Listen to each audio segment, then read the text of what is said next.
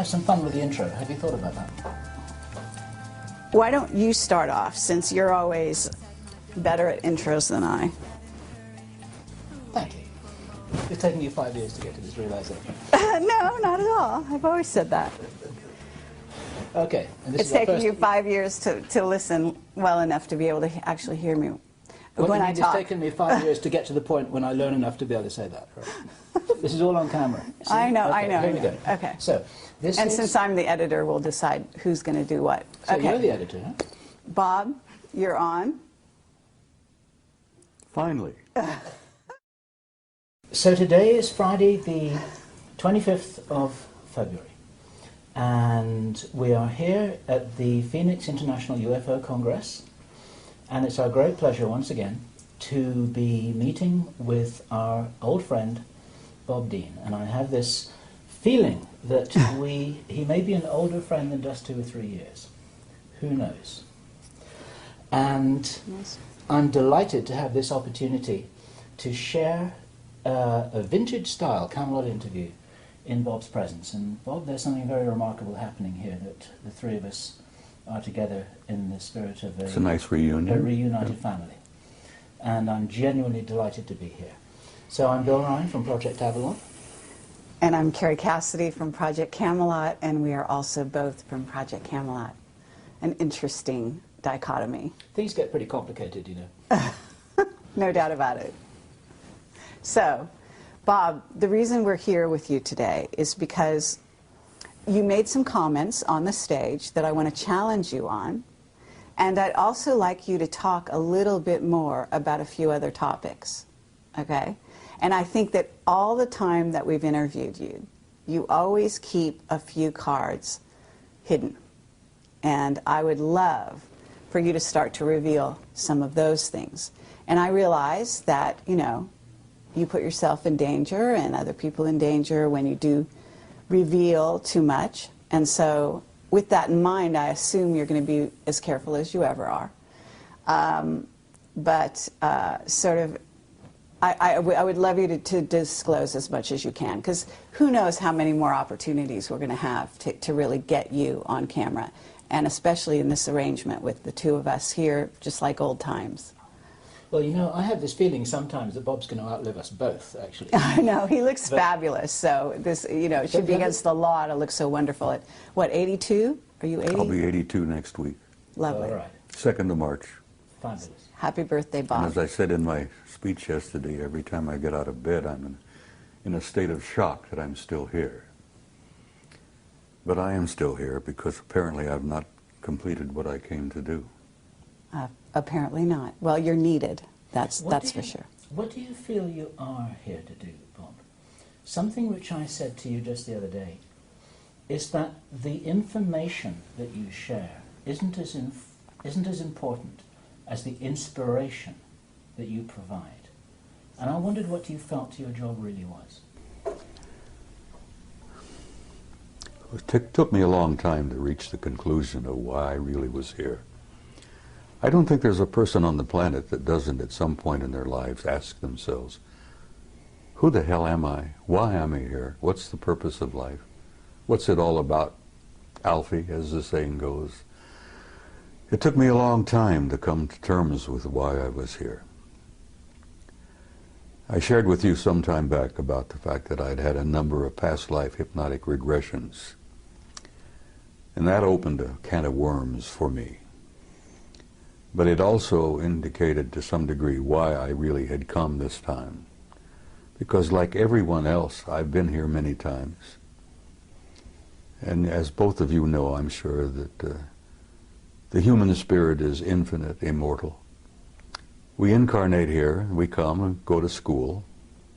We learn a few lessons, contribute in a small way, in each in our every way. But not many people ever take the time to really sit down and look deeply into themselves. As Yogananda said, self-realization, knowing who and what is living inside this shell that we call a human body. And like most humans, I went through a big chunk of my life, as I said, 3 different careers. And only in the last 10 to 15 years have I really begun to deeply look into myself and come to terms with myself. And as the Hindus say, the self is the immortal being that lives temporarily in this shell. And I had some interesting conversations with myself. Hey, see here, self, who the hell are you? Who am I? Why am I here? And self replied, you are an immortal being and you came to do a job. Now, damn it, well, get on with it. Do what you came to do. And only in this third career, as it were, where I've been traveling the world speaking publicly at major conferences, Barcelona, Madrid, Mexico City, Atlanta, everywhere. The response that I've been getting from people at those conferences, the response I got from people after giving you guys, 3 previous interviews, has literally been overwhelming. Shocked me, really did shock me. And it finally dawned on me that when people come up, give me hugs and kisses, touch me, and tell me that the things that I have said meant so much to them, that apparently my words had triggered something within them, that brought something out from inside of themselves. Did it really begin at that point where I began to grasp what my mission had been here? And it's simply this.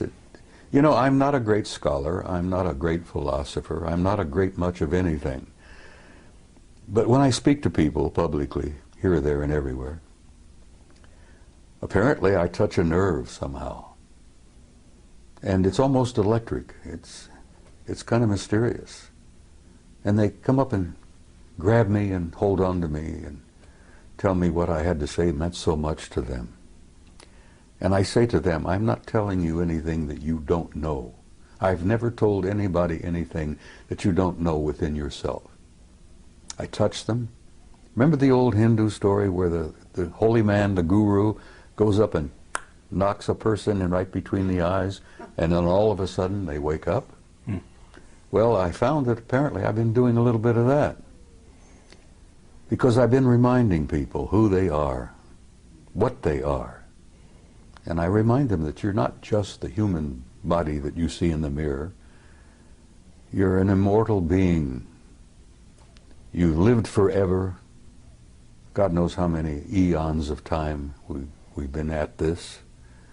And you're going to continue to live forever. That you are an infinite soul, a spark of divinity. And saying that to people apparently triggers something in them, where they really begin to look into themselves. And as I say, I've not told you anything that you didn't already know. And as my old friend from Galilee said, you know, the kingdom of God is within you. And that does cause a bit of a spark of recognition in people. Well, Bob, with that in mind, when you were on stage yesterday, you said that people out there, and you didn't mean the audience you were talking to, but you said they couldn't handle the truth. The masses. Yes. And I actually want to take issue with that, because well, we've taken issue with that before. Yes. You are convinced that everybody's ready. No, it's not so much that they're ready. It's that they have can a deal right with it. to know. Well, having the right to know. And judging for them is just what the Illuminati have always done. They have decided what we're allowed to know and what we're not allowed to know. And it's not up to them. It's not up to you, and it's not up to anyone else to determine who is ready to know and who isn't. It's up to them to know. I'm not determining for anybody who's ready. I know, but what I'm saying is, you know, you are a leader, okay? And for you to go on stage and say that they're not ready is not encouraging the people and acknowledging the people out there, the young people especially, who actually out there in the masses don't need to go to a UFO conference in order to prove that they're not only ready, but they've been on that page for a very long time. That's why these sci-fi movies are flocked to by the masses around the world. That's why these shows are watched, because not only do they watch them out of curiosity, but they watch them because they remember. Some of them come in at this time, they're They coming know. in, yes, they're They know coming in in their with heart. total recall. Yeah. So all I wanted to say to you is that I believe that there are a lot more ready for the real truth than people in the inside, whether it be on the inside from this sector or far in deep in black projects, are willing to give them credit for. Over the last 20 years, I've noticed a change in human nature. There has been definitely an expansion of consciousness in masses of people all over the planet. And I'm gratified by that. I'm encouraged by that. And I've never determined for anyone whether they were not ready or not. And when I made my comment yesterday, I told you that there are a lot of people here who are ready, but there are many who are not. And I use the analogy of Billy Dew, the native boy from New Guinea. When he was exposed to realities that he had never been prepared to be exposed to, it literally devastated him psychically to the point that the kid died. I understand. He literally starved to death. He died from, dehydration in a jungle that was filled with water and fruit and But nuts. Bob, they've been preparing us, and we've been preparing them because we've been working on the same thing. Disclosure has been happening non-stop now for almost 20 Disclosure years. has been underway and it's working. Yes, And this is part of it. exactly. But it's So a very slow process. it may or may not be. In other words, it might have been slow for you, and you were one of the fast ones back then because you got access to things that other people to this day don't know about. If you heard my remarks yesterday, I damn near died. The truth damn near killed me. I was not prepared for it. I understand. And but I've seen we're a in lot of the different world, time. and I'm looking at the world from 82 years, and you're just a chicken. You're looking at the world, what? I won't even get I into know. it. But The point thing I'm is- making is I understand what you're saying, but I still stand by my point that the masses are not ready, because every time I go out somewhere to speak, I still run into a few open, old, closed minds, and, fundamentalists of any number of faiths who are ready to fight, and they're ready to, get into... Let me just back up a fraction here, because the people watching this video don't know the Billy Dew story. And I wonder if I can summarize it, I think encapsulate... that it's been out there. I had never heard it before yesterday. Oh, I And so there are a lot of other people who hadn't. Well, too. the Billy Dew story was included in the Brookings study. Yes. The theme here, it's a true story of a young native boy in Papua New Guinea called Billy Dew, and everybody loved him, and they thought that as a special reward for the fact that he was a lovely young guy, they would show him what the real world, the civilized world, the so-called Western world was like. And they took him on a plane, and they took him to Brisbane, Australia, and they took him to see restaurants and cars and supermarkets and shopping malls and television and movie theaters and all of this kind of stuff, and he couldn't handle it. And this is the story that Bob told in his presentation yesterday. My question for you, Bob, is it possible that that could have been done, could have been accomplished in a kinder, more supportive way that would have enabled Billy Dew to handle the truth? Or was he just dropped in it and then left to his own devices without any support? You see, they didn't really intend to do what they did. And you're right, if Billy Dew had been prepared, he might have been able to survive it. Because the shock of the world that he came from, the psychic shock of seeing the other world out there, was more than he was prepared for. The psychic shock, the spiritual shock to that kid, literally killed him. Yes, he could have been prepared, but they didn't understand that at that mission school in Papua. Their intentions were good. They loved the kid, and they thought they were doing him a favor. And what they ended up doing was murdering him, literally. Yeah. It was naive. It was really naive, well-intentioned. Oh, but very. naive. And as I said, the one that Billy Dew referred to as Good Lady, Yes. her light didn't burn quite as bright after that event because she realized what they had done. Yeah. But is it possible, using that as a metaphor, this is a story that was built into the Brookings report, and we have to assume that somewhere there are a lot of very smart people, some of whom are well-intentioned, who are taking that into account and planning disclosure with that in mind. Do you believe that it's possible that it could be accomplished well? Yes, it's being accomplished as we speak. Right. As you remember, I went on to tell you that a blunt announcement is not what the people are ready for. Yeah.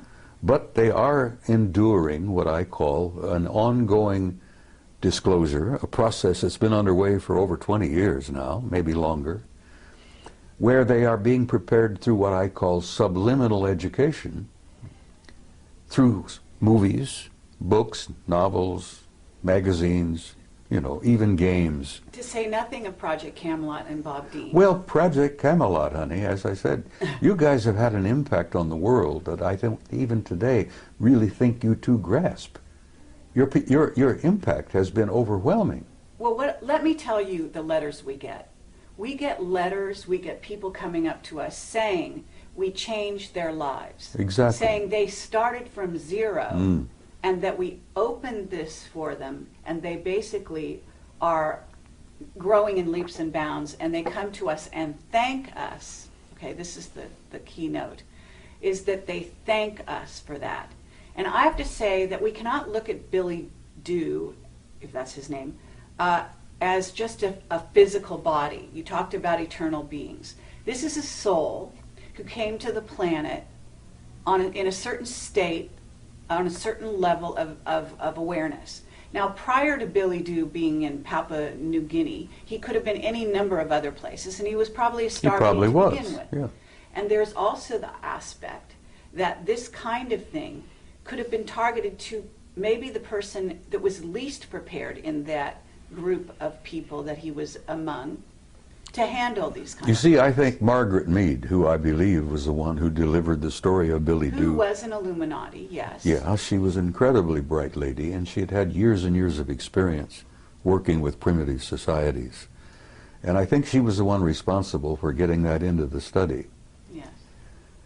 And yes, Billy Dew could have been prepared. And can we hear about the people that this changed in a brilliant and wonderful way, whose lives were saved because of it? Because I had a young woman come to me just about a half hour ago, and she's from Puerto Rico. And she said, I have a child, and he is a crystal child, and you saved my child's life. That's what she said. Well, I'm not surprised. And she said, because you interviewed, in this case, it was Jessica Schaub. Regardless of what you think about Jessica's information, and she was young and inexperienced at the time I interviewed her, but there are children out there who saw the mirror of themselves in her, in her awareness and her willingness to embrace this cosmos of which we are a part. And so what I would submit to you is, here we are in 2011, that human consciousness is almost like an animal that's growing as a unity in leaps and bounds, okay, at this time. And you know that we have incredible energies coming into the earth facilitating this growth at this time, unlike any other time in history. And there are many scientists, people like Paul Laviolette, who can substantiate that scientifically for the people that are listening. But the point is that we can't go back to the Brookings report because it's no longer applicable. Well, if it ever was. It is still national policy, Yes, whether you like it or not. But those are incredibly conservative old men who actually need to be booted out of office. And they're Whether not you think running they should be anything. booted, I agree with you that there are hundreds of thousands of them who should be booted out of office. I've known hundreds of them in my own time. Now, Carrie, I don't disagree with you on what you're saying. That's all. Well, the only disagreement we may have is the timing. Absolutely. Have you noticed the people taking their revolution into their own hands lately? Of course. Okay, these people That's part are of an not expansion. just ready. That's part to of an change the expansion of world. mass consciousness. Exactly. That was inevitable. Absolutely. And some of the philosophers have been predicting that for years and years. And let me tell you something else. You ain't seen nothing yet. And I believe you. Just agree with hold that. on. I believe you. The next 10 years. I hope the hell I'm not here. I want to go home, really. I'm tired. But the next 10 years are going to confront you with things you wouldn't have dreamed before. Absolutely. Now, Rich Dolan just did a wonderful speech. He did. He always does. Yes, he does. And he talked about the fact that there is a almost separate society out there. There is. You could even call them a rogue, secret military group who has created a whole society that is based on technology that is not in the public domain, that is based on concepts, robotics, nanotechnology, genetic manipulation. Absolutely, and they have money galore that they've basically stolen, secreted, taken from drug money, and supported these black projects that we at Project Camelot have been pursuing and interviewing people about. Projects the American people have been financing for years. Absolutely. Without even knowing it. So the point I'm trying to make here is that if you look at the earth and you look at humanity, we have two groups. We have a rogue group that is living, maybe we even had a witness that said 10,000 years ahead of this group. So you've got the masses of humanity here, and you've got this rogue group that's flying interluminally. Is that superluminally, right? Right. Outside our hyperluminal, whatever you wish to call it. Solar system, etc. They've got bases on Mars and the Moon. You're talking about craft outside the rings of Saturn, which in your presentation, which is fascinating, and I'd love you to address some of that. But the fact of the matter is that we have two groups, and they're hugely divided. Mm-hmm. And that division is to the detriment, very, very seriously, of the masses. Of course. And so it's bridging the gap that we're all about as a world at this time, in my view. Okay, that's what revealing the secrecy is. It's all about taking that river of division and bringing those two sides together. And you're one of the main people at the forefront, the avant-garde, along with Camelot and many other people that we know and respect, to bring those two groups together, to fill in and to reveal that place in between. She makes a good argument, doesn't she? Do you believe that there are enough white hats behind the black curtain to really be able to make a difference now that couldn't have been made 10 years ago? Yes. Right, that's an important thing to say. Some of those will be watching this video because they want to know what you're saying. They want to know what we're saying. What would you say to them? Because you can talk to them personally right now. Listen, I've met some of them, and they have told me that they support entirely what I've been doing. And I shared this with you before, that at one point, some years back, certain individuals, the black hats, put out a contract on me because I had gone from being a nuisance to being a threat. And they literally thought they could eliminate me. But fortunately, I must have had good friends in high places, and at that time I didn't realize what high places my good friends were in, you know. And the word went out to leave me the hell alone. And here I am, at 82, still alive and ornery and kicking. God, I'm getting tired of being here. But the point I'm making is, even the white hats and even the black hats have made some progress along the way. And they've expanded their consciousness quite a bit. Yes, no one's immune from this process. That's right. And so, you know, I basically am very hopeful about the future. The human race, the human species, it has a tomorrow. And I feel that's important to share with people. You know, women with young kids. Will my little child grow up? What kind of a world will my kid grow up in? And I try to reassure them that your kid has a future and that tomorrow is going to be much brighter than yesterday. And some of the white hats and some of the black hats all understand this thing, which is why I'm allowed to continue to focus and travel and do this and that. And I actually have been given encouragement from some of the powers that be. I've been encouraged by some of the guys with all the money. Okay, well, with that in mind, Bob, now that you're all warmed up, what is it you haven't told us? Oh, my God. Can't you keep her under control? Nope, no chance. Carrie, A year ago at Laughlin, I gave you an interview where I thought I would shock the hell out of you. And apparently it didn't. And I told you that I had had a personal relationship with non-human intelligence since I was about 2.5 years old. And actually that relationship perhaps went back before I was even born. And I thought, well, I know you have, and everybody has had a relationship. The point is that half the people don't even begin to, they don't want to know the answer to that. And when it all began to dawn on me, the implications of it were pretty overpowering. But I gave you that interview and I thought, well, this will be the end. You know, nobody's going to pay a word of attention to me after this. They'll think the old coot's gone over the edge. He's lost it. And I thought, well, I can go home and I can smoke my big stogies and drink my whiskey and die peacefully. Well, it worked out just the opposite. I'm more in demand now than I've ever dreamed of being. Yesterday I accepted an invitation to speak at a MUFON conference in Philadelphia in October. And I gave her I said, look, I'm going to tell you honestly, if I'm still on the planet in October, I'll be delighted to come. But I'm not making any really plans really that far ahead, you know. I can't buy an insurance policy at my age, you see. But I'm hopeful, honey. I feel very hopeful about everything. I'm sure you're hopeful, but what is it you haven't told us? Because I believe, look, we've got time travel. There's issues with that. We've got travel through jump rooms to Mars and so on. I'm sure you've been exposed to some of that. You did share a little bit of that with me on my last interview with you. But I believe that that was the tip of the iceberg. And I don't know how far you've gone down the rabbit hole, but I imagine it's a lot farther than you've revealed. And I feel sympathetic with Alice because, yes, I've been down the rabbit hole. Okay. And you feel, you know, I know you're a very conscientious and loving individual, and I know that there's some things you want to reveal and some you don't because you want to protect people.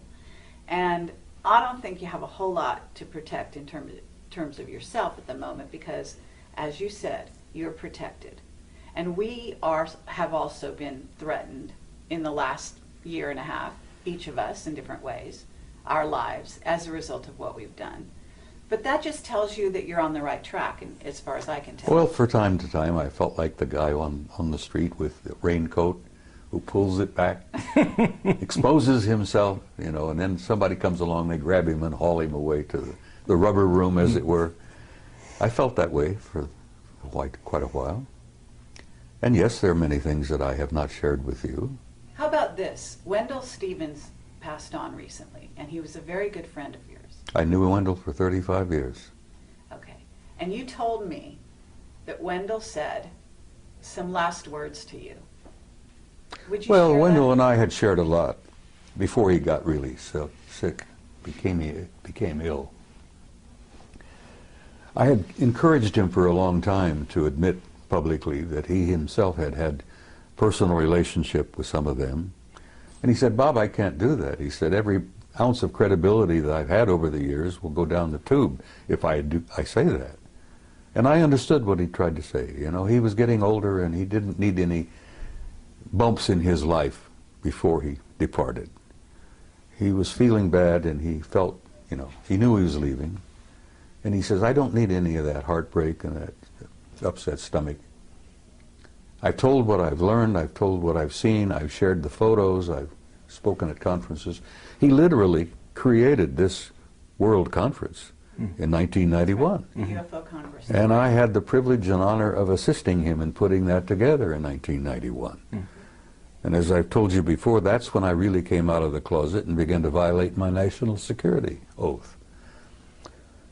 I wanted him to hold on and be here for the 20th anniversary.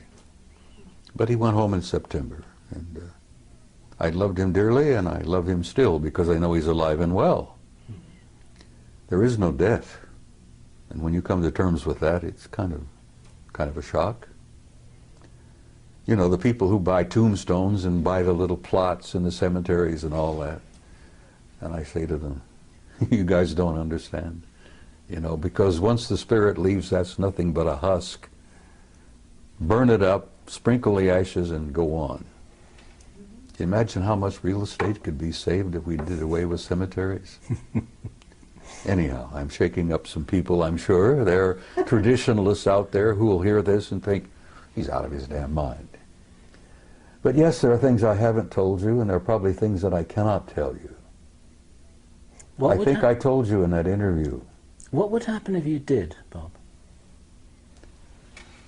Didn't I share with you that they had taken me away for 6 weeks? And that they brought me back 5 minutes after they took me? Okay, I would love you to do that, but I would also like you to say the last words that Wendell told you. Because he said some very specific words about what's going on here on the planet. So he told me that from what he'd learned, that we were in for some difficult times. But beyond that? Beyond that, he said, I'll see you tomorrow.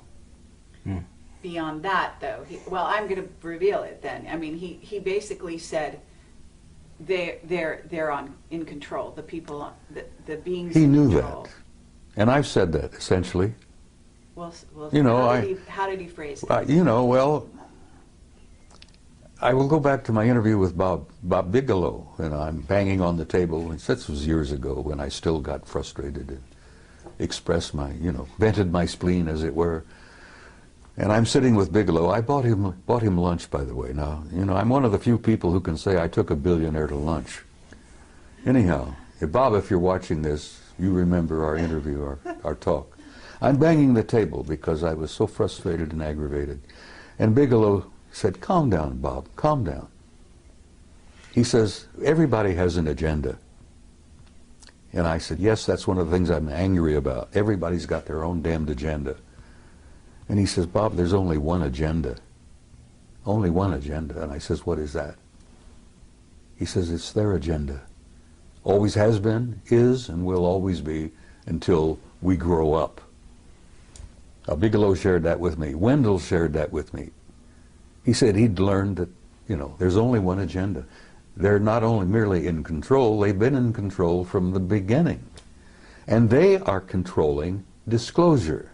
Okay, and they are deciding whether the masses are ready or not. And who is they? Sweetheart, there is indeed a galactic federation. You may think that's a joke, you may think that's a little funny thing from the Star Trek series and all that. There is indeed a galactic federation. And the headquarters is not even in our galaxy. Now you put that in your pipe and smoke it. That there is a federation of advanced intelligence in beings throughout the universe, and the latest figure, 200 billion planets in our galaxy, 200 billion galaxies in the universe. It's probably much, much more. But there is a federation, there is a control, there is a purpose, there is an agenda, and the survival of this species on this tiny zoological garden is important to them. And they are in control of disclosure. They could end it tomorrow if they chose. They'll end it when they have determined that the masses on the planet are ready, and not one instant before will a disclosure literally, in a big way, take place. Now, as I pointed out to you also, it's been my experience, and I've had first-hand experience with this. I've never spoken at a conference in the last 10, 15 years where there wasn't at least one or two of them in the audience. And like Ingo Swann, I've developed the ability to spot them. And I've even had them come up to me. And I think I shared this with you on that interview, where they come up to me after a presentation, shook my hand, and told me how much they appreciated what I had to say. And I've learned that they attend these conferences not to listen to what the speakers have to say, but they're monitoring the response of the audience to what the speakers have to say. Sure. Because they're monitoring of us, their evaluation of our condition is incredibly powerful. There are a bunch of outstanding experts in that group. And as I said, they've been with us since the beginning of time, literally. They created us initially. They genetically manipulated us. They plucked those golden apples and turned us into what we are. Now that process is still underway. Those golden apples are still being manipulated, and we're learning to do that ourselves. Right. But I will say to you again, the psychic shock of learning all of this all at once would be like Billy Do. People would, and I've run into them too, honey, and they don't want to know the truth. There's a gut feeling in many people, knowing spiritually, I think, that the truth is more than they can handle at this moment. Mm. You see, what I heard Bob saying yesterday, he didn't say that, listen, the movement towards disclosure is something that is ill-considered and unwise and people have got to be kept in the dark forever. I think Bob was saying that it can't be done in a way that some people are thinking, with reference to Obama calling a press conference and say, okay guys, we've got this little secret, so listen up and we've got something exciting to tell you. Well, he's not going to do it that way, and Bob is explaining that it's been happening for quite a while. It has to be a gradual and it's process. An ongoing strategic process in which people are waking up in waves. And the ripple effect is actually supporting the disclosure movement, and we're part of it, and other people are part of it, and Bob's part of it. Exactly. And I think all Bob was saying was that it's not happening in the way that some people naively think. Is that? That's exactly what I was trying to say. They're not going to be Billy Do. They are the ones with the agenda. But actually, I actually want to challenge that. Okay? Well, challenge away, kid. Because, no, it's an interesting concept, and it actually could be debated. In other words, what's the level of free will of this humanity? Because at certain stages in its development, this may be true. They are in control and have been in control. And Wendell knew that before he died. Right. And it depends who we're talking about, they. But I would submit that this humanity that is waking up is about to take those reins into their own hands. They're waking up. And that is exactly what some of those groups are very afraid of. Some of them? Yes. Well, perhaps. Because there are groups multidimensional beings. Carrie, there are people out there, intelligences out there that don't like us very much at all. Exactly. Like the two scientists who shared this with my retired commander from the Navy. He was a fusion specialist. What is it? The other element, the other level of reality? I forget. I'm having one of those senior moments. You will forgive me. Are you talking about free energy? Are you talking? Yeah, well, yeah. He was talking about. He'd worked alongside of a couple of those guys from along. Cold fusion. Hmm? Cold fusion. Well, it's a form of that, yeah. But before he retired, and he was leaving the laboratory just outside of Las Vegas, which he didn't want to be specific about, and I concluded he was talking about S4. Mm-hmm. He'd worked alongside of a couple of them for some time. And as he was leaving, he said, "Tell me what you really think of humankind." And the one chap said to him, "Well, since you asked," and these guys had worked side by side for a few years. "Since you ask, we consider humankind primitive, savage, and dangerous animals." And the scientist said, "I can't disagree with that, because I look upon the masses of humanity as primitive, savage, and dangerous animals myself." And that's when the other one injected a little bit of humor into the conversation and says, "You also smell bad. You stink." And the commander says, "You know, I took my shower this morning," and he's trying to, and they said, no, it's something about your human nature. It could be part of your diet, it could be the way you think. He says we call it kind of like an auric stench. We find it very discomforting. But nothing, no personal criticism here. And the commander says, "Well, I appreciate you being candid with me, thank you." And he went into retirement, and he speaks out very carefully. But okay, but so at this point, Bill asked you a question. They said, what would happen to you if you were to reveal some things that I'm not sure who you think is deciding it's okay, it's not okay. But what do you think would happen to you at this point? Because I've got some people telling me that now there's levels of controllers. And when you talk about Galactic Federation, you talk about the Guardian Alliance, or whatever you want to call them, those are a certain level. Then we have the ones that are actually here on the planet who are doing things like knocking people off because they do reveal truth. Okay? And Well, they may those be guys are not pushed doing by that those very people. much.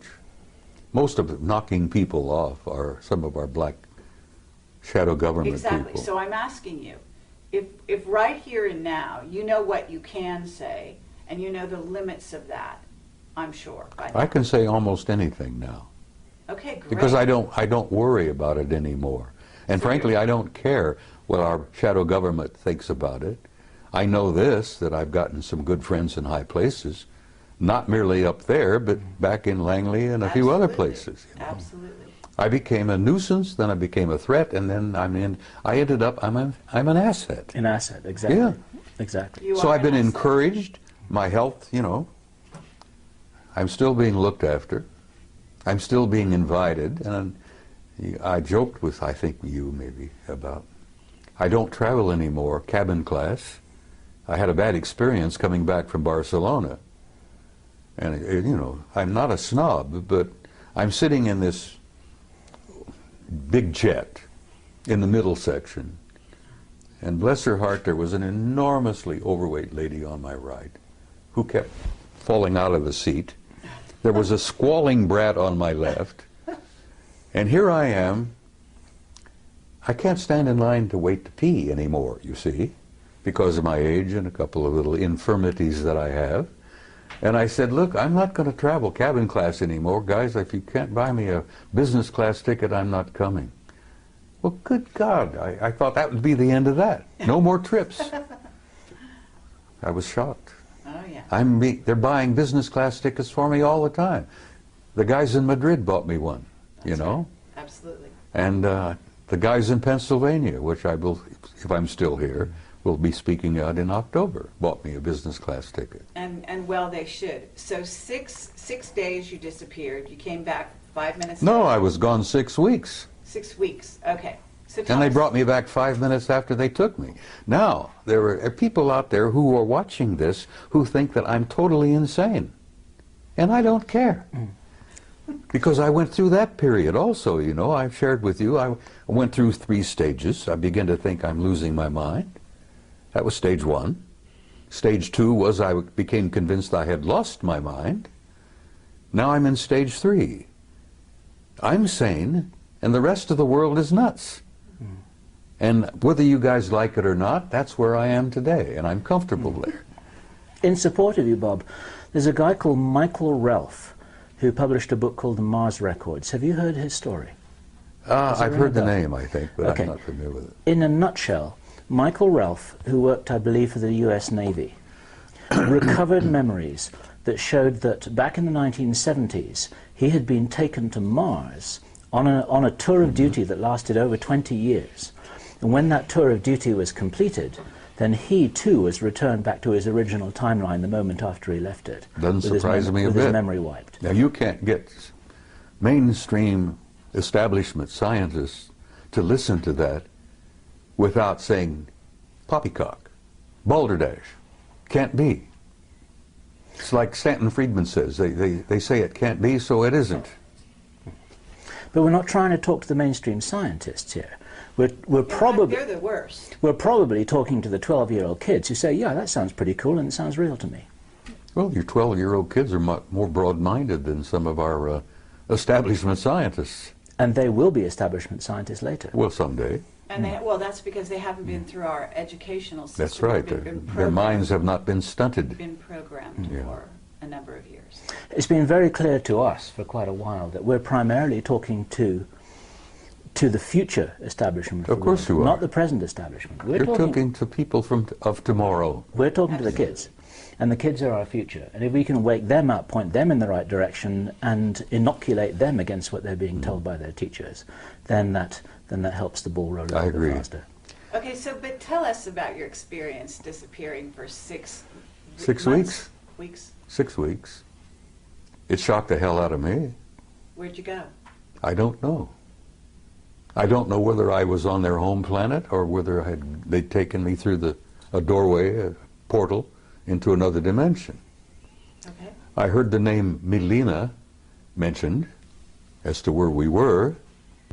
Now, this interview where I say that I was with them for 6 weeks. They brought me back 5 minutes after they took me. But I remembered 6 weeks. Are we on camera?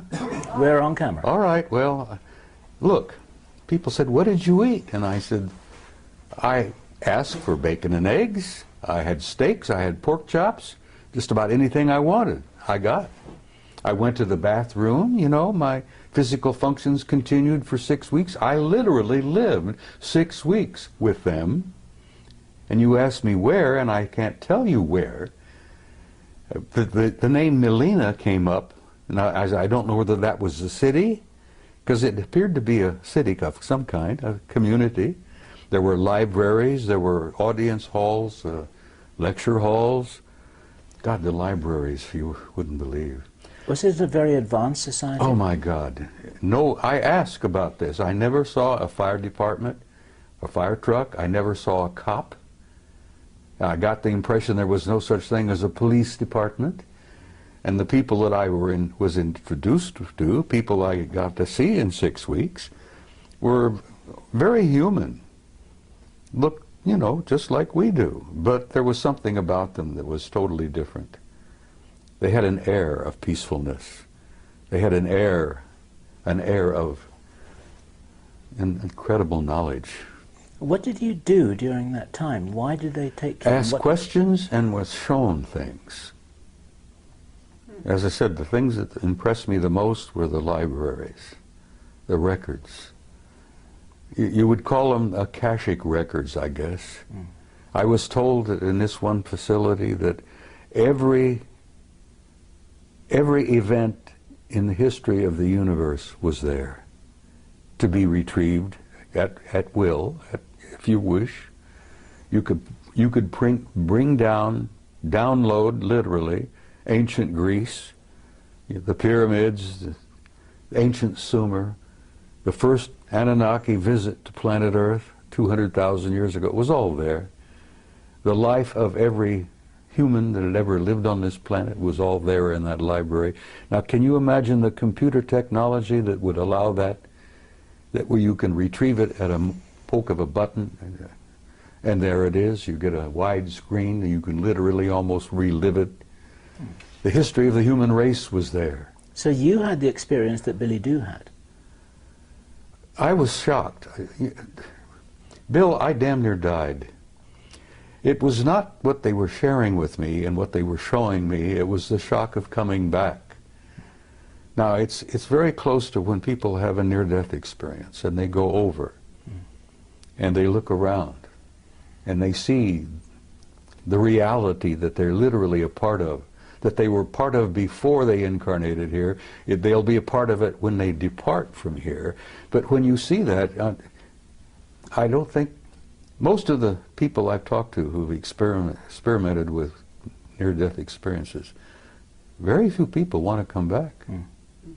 Some people have begged to stay there. Yep. Now, the shock is coming back and comparing what I had seen with what I've got here. Yep. Now, I've got a body that's beginning to fall apart on me. It's not a lot of fun. It's painful. I look around and I see the heartbreak, you know. Not only do I see the war, I have the grandson who's dying from wounds he received in Iraq. I'm growing older. I'm losing all my old friends. They're going home. Wendell was happy to leave. I won't say that tomorrow night in the ceremony involving him, but he was ready. He told me a year ago, Bob, I'm tired. I want to go home. And he knew where home was. But the shock, the psychic shock that I have experienced, and I told you on that, I spoke yesterday, why I use the story of Billy Doo, because literally it happened to me. The psychic shock of seeing what I saw and being exposed to what I had been exposed to and coming back here.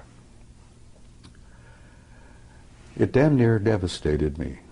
You're saying recently it devastated you, or are you talking about your original exposure? The whole thing, honey, has devastated me. I've been through 3 It's wars. also enlightened you. You know, it's Oh also yeah, made I you think a that lot was the purpose of wiser. taking me. Yes. Yeah, they shook me up, physically and spiritually. There's a book called Don't Fear to Kill a Dead Man. That's the title. Don't what? Never fear to kill a dead man. Huh. You know, humans, before you're awakened, for all intents and purposes, You're asleep. you're asleep. Hmm. Well, It's I've a been form of asleep. death. I've been asleep. So You know, it is I a had shock 3. to I've had wake 3 up. marriages. I fought in 3 wars. I've had 3 careers, and I jokingly say, make that 4 wars after looking at my 2nd marriage. Anyhow, the What shock year of did- coming back and What year was this, Bob? What year did it happen? Oh in your God, life? it was somewhere around. I started speaking publicly in '91. It must have been in the early 2000s, 2002 or 3, somewhere in there. You mean that's the year when you had this experience you're talking about, where you I was gone for 6 were weeks. gone for 6 Then I find out I was only gone from here for 5 minutes. Now you try to put that in your pipe and smoke it. And when I jokingly told you earlier that, you know, I went through these stages where I thought I was losing my mind, and I convinced myself I had lost my mind. And now I'm at stage 3 where the rest of the world is nuts and I'm the only sane person there is, other than you nice people here, you see. Thank you, yes. Yeah, but that is somewhere in the No, I think that we're all in 2003 or that place. 2004. You know, at No, some we're not point. all in that place. Yes, 90% of the world is still in dreamland. I mean people like us, people that have been through experiences like this. We do tend to look at the rest of the world as if they're crazy, because they appear crazy. Well, look at the wars. War is insane. A sane person would never go to war. Exactly. Well, the 6 weeks I spent with them, and of course, I see them regularly. I really am. They take me aboard ship. I've been on board their ships many, many times. You know, I get an evaluation. I think I get a kind of a healing. Okay, do you want to describe the beings you're talking about? Well, aside from the medical guys that look me over and work on me on the ships, which are extremely tall and very thin, they're well over 6 feet. 6'5", maybe 7 feet. Very thin, very trim. They're not emaciated. I mean, they look very healthy. But aside from that, you know, they look human. I've never gotten used to the way they look at you. That really is disturbing. And if you ever encounter one, and you may have, very likely you have, the way they look at you is disconcerting, because they have a way of looking at you deeply into your eyes, and they lock onto your eyes, and they don't break away. Now, we humans don't do this, because we humans have a tradition where we look into each other's eyes, and after a moment or two, it becomes somewhat threatening. Yeah. You see? So we human tradition is, don't look into someone's eyes because you're a threat. Well, they look into your eyes and they look Or through unless you. you're in love with them. They look literally like they're reading you. And I found out that that's exactly what they're doing. Sure. And every time I've face to face with one and they look into my eyes, I find it kind of an awkward situation. And they don't look away. And you know that they're looking right through you and reading every damn thought you've got. Now that's disconcerting. But I assume that when they do that, it's in a non-judgmental way. Oh, they don't judge you. They don't have to judge you. Good God. If there's any judgment involved, we judge ourselves. Yeah. That's the other part of it that is so shocking. When you learn to see yourself, not only as others see you, but as they understand and see you, that's one of the things that happens in the death experience. The judgment is there, but God is not judging you. You judge yourself. Absolutely. And that's the worst part about it, because every damn experience in your entire life is there in front of you, like a book, Yeah. or like a movie, like a CinemaScope movie.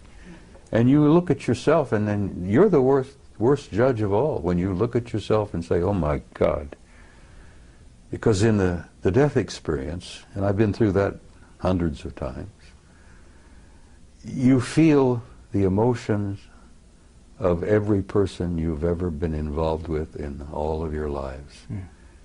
Every hurt that you've ever given someone else, every insult that you've ever given anyone else. You judge it, you see it, you feel it, you literally feel it, you relive it. Well, visiting with them is almost like a near-death experience. But the psychic shock is coming back and comparing what I saw with them and what I have to see here every day. Little kids on the street that are hungry, people waging war, the people being gunned down in Tripoli by Gaddafi. And I've learned over the years to look around and pay attention. I don't miss very much. I've trained myself. And when you see that and you feel it, and it breaks your heart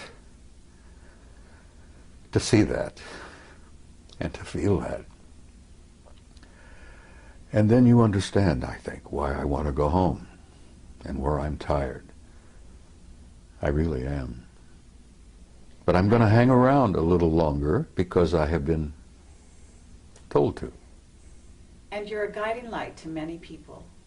I had one of the best compliments I've ever received yesterday. A young man came up to me and he says, "You know, you're a bridge builder." And I says, that was the origin of the old word pontiff. You know, with the Pope? Yes. The pontiff, a bridge builder. Sure. People don't know that. Many people, even most Catholics don't know that pontiff means builder of bridge, builder of bridges. And that was a compliment, and I gave him a hug, and I thanked him for that. Because that told me that, yeah, maybe I've been accomplishing a few things. Maybe you've done more than you think. Well, if you say so, but I'm holding on to enough ego to live. Because you can't survive on this planet without a little bit of ego. But I don't think I have any vanity left. Well, for every person who comes up to you in person to give you a compliment, there are 1,000 or 10,000 who don't, and who feel the same thing and they never communicate to you. This is what we've discovered. Thanks to you two guys. As I said, you turned me into a damn celebrity, and I didn't want to be. All we did was take a camera and point it at you. And the rest is history, as they say. Some of the vegetarians who are watching this, perhaps, will say, shame on him. Bacon and eggs, ham, pork chops, and all that. It's been my life, for God's sake, you know. Well, they fed me bacon and eggs, ham, pork chops, steak, anything I wanted. And people have said, when I've shared this with a few, were you perhaps eating vegetarian and didn't know it? Maybe they made you think you were eating steak. And I said, well, maybe they did, but it sure as hell tasted good. Tasted like a good T-bone to me. And the bacon and eggs were superb. Well, what did they eat? Well, I'll be frank with you, I don't know. I never watched them eat. They never ate in front of me. But they sure as hell looked healthy. So not any of them had missed many meals. Did this experience only happen once, Bob? That experience, being gone 6 weeks and taken there wherever I was, as I told you, I didn't know whether I was in a city, on another planet, or wherever. Maybe I didn't slip through a portal into another dimension. Okay, Bob. That happened once. But I've been aboard their ships many times, and I've met many of them face to face, almost regularly. Now, I get into an altered state in the middle of the night. I've been doing a lot of remote viewing. And I can put myself in an altered state, like Ingo Swann, Joe McMoneagle. And I go out. But sometimes, when I'm in that altered state, they come in. And I've chided them for this, and other people who've had this experience will agree and understand what I'm saying. I've chided them with this. They pour information into my head that's like Niagara Falls. I mean, it comes pouring in, and I'm almost unable to deal with the volume of it. But I've asked for that, so I can't complain about it. But it Information about what, Bob? everything. Life, death, infinity, tomorrow. Yesterday I told you in an interview that I've come to a point where I really can't tell the difference between yesterday, today, and tomorrow. Because with my recall of past lives, that is as vivid as living again. Sure. And here I am at this moment in time, in this place, going through this. And then I've seen the future. What have you seen in the future, Bob? Well, the thing that keeps me hopeful and positive is that I've seen a gorgeous future. I've seen a beautiful future for the human race. I've seen a future for this species like I saw at Melina for 6 weeks of what it can be. Could you describe that for the people watching this video for whom a positive vision would be so valuable for them to join you in Well, I creating? try to say it, Bill, I try to say it repeatedly when I'm at a conference, that you're in for difficult times. That's what living on planet Earth is all about. It's a tough school. And I've said to people, and many people understand exactly what I'm saying, when you're going to school on planet Earth, you're in one of the toughest schools in the universe. And if you get a certificate from planet Earth, hey, I have a silver certificate. They showed me on Melina that I have a silver certificate. One day outside the lecture hall, took me to the library, and there was a table with scrolls all over the table. And they picked one up and said, "This is yours." And it was wrapped in a silver binder. And I intuitively said, "But I want one of gold," being an ornery cuss as I am. And they said, "Not yet. This is, you've earned this." I gathered that I matriculated enough to have a silver certificate, but I haven't got the gold one yet. Now, when you get the gold one, you graduate. Right. Well, And that was a few years ago. Yeah, Maybe you're working on your gold one at this time. well, What's the future, Bob, that you would like to leave people with, to envisage as being a real possibility for all of us to share? well, it's difficult, Bill. I mean, you try to put it into words, because so much of my conversations with them has been talk about subliminal. It's been a psychic exchange where they show me and share things with me where words are never needed. I think you understand what I'm saying here. I understand what you're saying. I guess it's a type of telepathy. Because I had seen many times in my visit there that they didn't seem to talk to each other verbally very much, but they all seemed to know what each and everyone was doing. They were communicating with each other subliminally. Or I would leave in closing, just briefly. There is no death.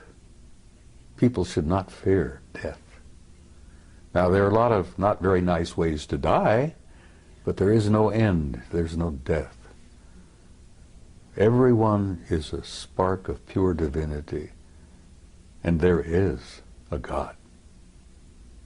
And that is something that I need to stress again and again and again, because I've been asked, am I an atheist? Do I believe in God? And I say, no, I don't believe in God. I know, because I've experienced that. So I would tell people who are troubled, worried, that the next few years are going to be awkward and difficult, but that's what living on Earth is about. But there is a future for the human species. The race is going to make this transition, and at the other end of this, it's going to be glorious. And I tell mothers, I said, your kids or grandkids, the future will be theirs. And then, like I said in Barcelona, which the Spaniards seem to appreciate, your children and grandchildren are going to the stars. And they seem to like to hear that. But it's true. And we are, as a species, as a race, going to go out there and take our rightful place with these other incredible cultures and civilizations. And having seen the future, I'm hopeful. And you know, I have this good friend from Galilee 2,000 years ago, who was and still is my best friend, who tried to make that point again and again and again. And those of us who were with him at that time were a bunch of nitwits, and we didn't begin to grasp what he was trying to tell us. But he really essentially was telling us what I've just told you. The human race is not a mistake, it's not an accident, and there is a purpose and there is a meaning in life, and there is a future. And don't be afraid. And that's about all I can say. For me, Bob, that's a fabulous message to end with, and thank you. Thank you for that. Thank you, Bob. Do we have anything else? We have nothing else. We have to nothing add else. To that. Oh, I know you do. Lovely, You have questions you haven't asked yet. Well, we're gonna let you go at this point, unless you have something that you haven't said after all this. There's a hell of a lot I haven't said. Well, But, you know, as I this, jokingly told but you I give one time. a lot of rain, Well, believe it or not, even though I jokingly like told you one time, and I'm serious. If you get me a good Jack Daniels, I might go on for 2 hours and tell you things that would curl your hair. Well, Being a gentle lady as you are, I could share things with you that you wouldn't believe. well, I'd like you to try. Let me tell you something else that Yeshua said. He said, there are things I could tell you that you could not bear. But he was talking about life on this planet. Sure. And as he was getting ready to leave, he said, the prince of this world comes. He has no dominion over me, but I will send a comforter to you until I see you again.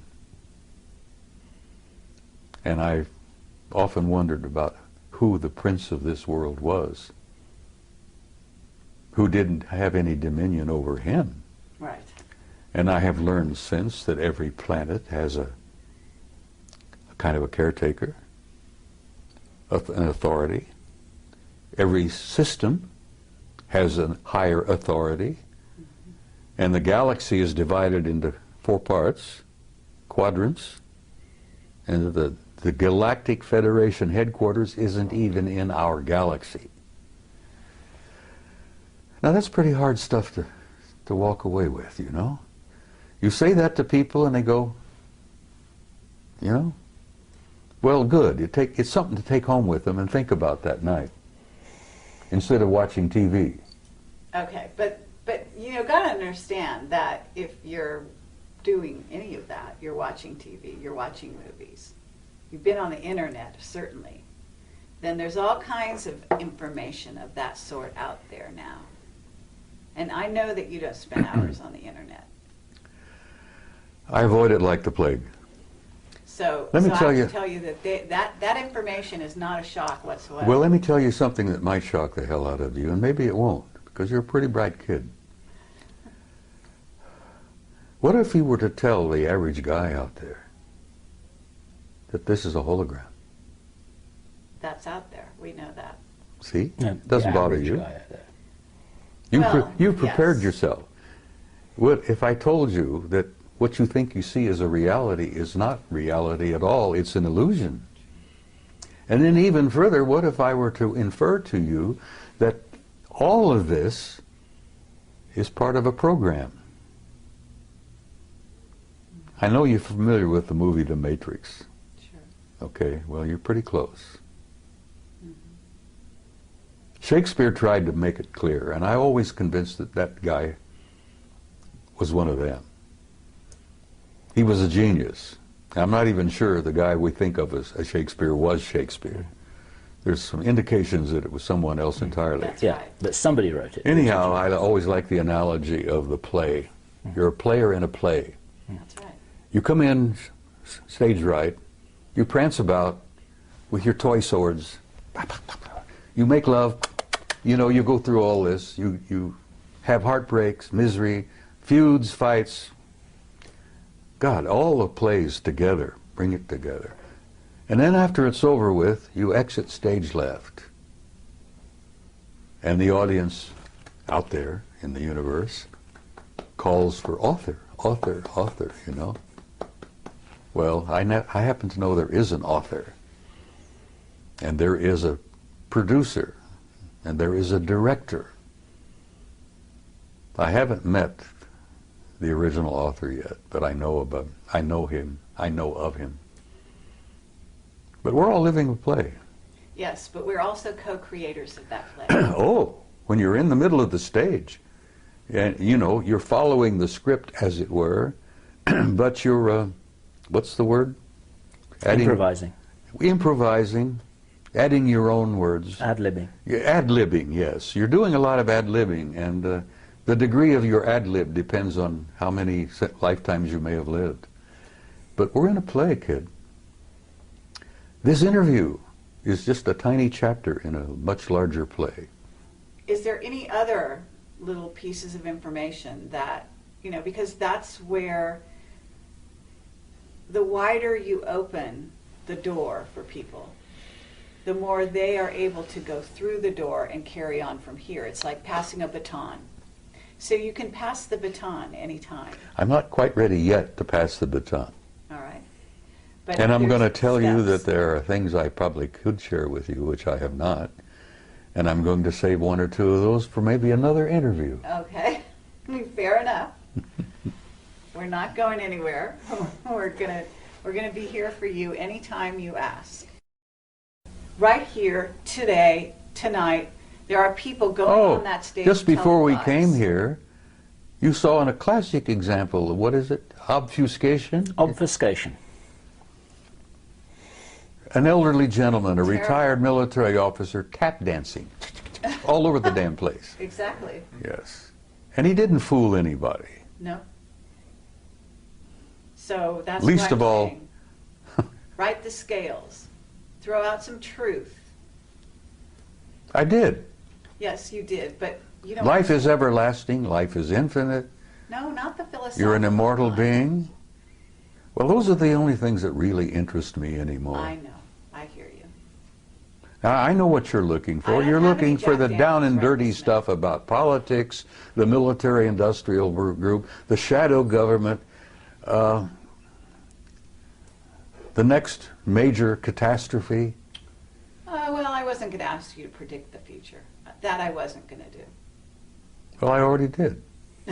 The future is Yes. bright, but there's some Absolutely. The bumpy. very long There's a range, bumpy that's road very safe. between now and I hear then. you. All right. Are we done? What I would like to say, Bob, is that this is good enough for me. And let me shake your hand a second time. Thank you. Thank you, sir. Thank I look forward to the next one. She's never quite finished, is she? No. She's never quite finished. Well, I love her dearly. I've adopted her, sort And of. so do I. Okay. Well, thank you very much, Bob. Sweetheart, it's my pleasure. You take care, and we'll come and share some Jack Daniels and talk to you off camera. Is it permissible badger for me you to some sip more. Jack Daniels on camera? Sure. Well, okay, we'll do it next time. All right. Watch out, because I'm going to hold you. Closer I get to departure, I might share a couple of things Okay. Well, with you have my number.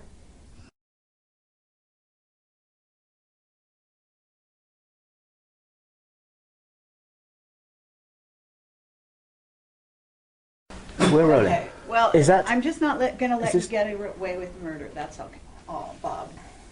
Oh, I would never think of that at all. Yeah, why?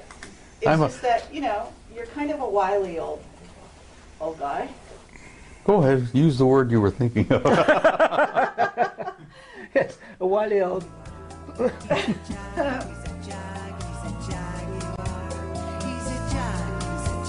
Look, I've been called so many names. People have to get in line to insult me anymore because it doesn't bother me.